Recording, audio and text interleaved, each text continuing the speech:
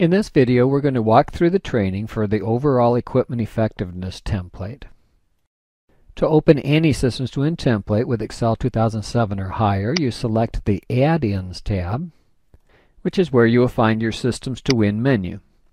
You could use the second menu option to open up your templates using the portal user interface, but we're going to open it using the first menu option, Open a New Template. We find all of our licensed templates in the Systems to Win tab, and then we scroll down to double-click the OEE template to open it. That opens up the welcome page that has the Poka-Yoke mistake proofing. When you click this button, if it doesn't work, then you either need to enable your macros or install the application. If it does work, you'll find yourself on the help worksheet that contains really all of the help and training that you'll need to use this template. All that we're going to do in this video is hold your hand to walk you through that help. So let's start at the top. The purpose of OEE is to measure and improve the effectiveness of an asset. That asset's something that you really care about. It might be in a hospital environment, an MRI machine. In a shop floor environment, it might be a group of interrelated machines. This next section just goes over the fundamentals of how to use any Systems to Win template, which is what we just went through at the beginning of this video. So let's just scroll down to the instructions for how to use this template. Like every Systems to Win help worksheet, you can always click on these link icons to take you to online help training pages to give even further help for any given topic, including this online glossary of terms. Especially if you're new to OEE, it's a real good idea to spend some time familiarizing yourself with the terms and concepts and formulas that are foundational to the whole purpose of doing OEE. So back on the help worksheet, the next instruction says that before you get started, your team leader should have already personalized your DV worksheet with the drop-down values you want to appear in your drop-down list. What drop-down list?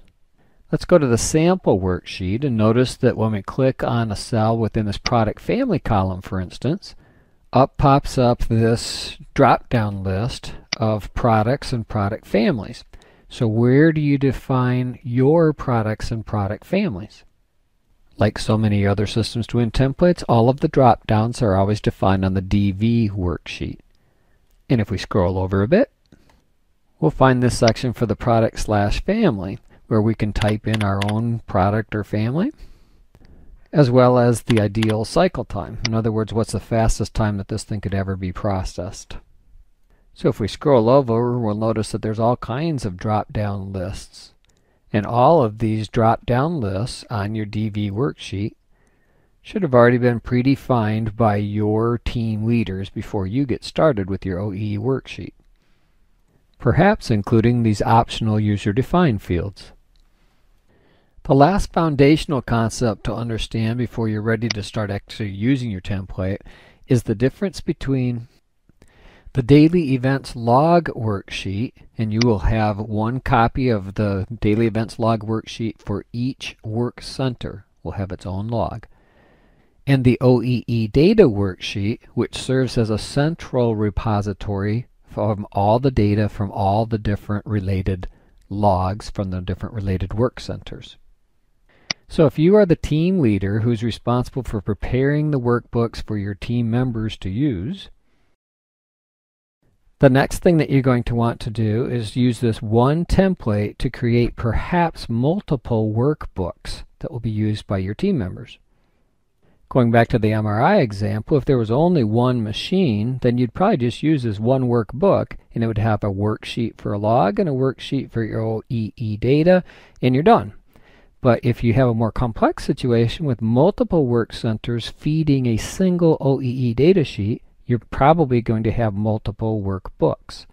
So let's say that we've copied the worksheet to create a workbook that's going to be used only as a log for one work center. And that's going to feed an OEE data sheet that is in a completely different workbook.